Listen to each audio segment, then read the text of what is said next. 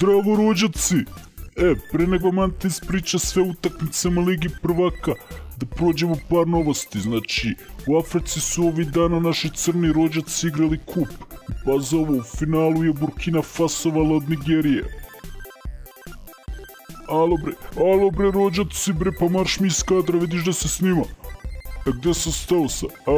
Ovako, u prijateljskim utakmicama prošle sedmice, opet, pa sad ću nekog da pucam kevami.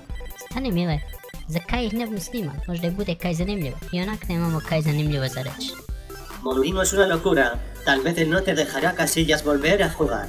No te preocupes, voy a las piernas del freno si tengo que hacerlo, para proteger el objetivo. We know how Manekin plays, we can easily stop him and win the game. Yeah, we are sure to win.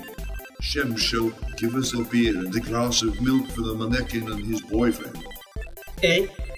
¿Dónde están tus chicas, Playboy? No saldría con Raoné si les paga. Rođaci, kao što vidite, atmosfera je žestoka pred utakmicu. Mi ćemo nastaviti tajno snimati i pustiti vam sve zanimljive delove u sljedećoj emisiji. Do tada, gledajte utakmicu na 4futbal.com.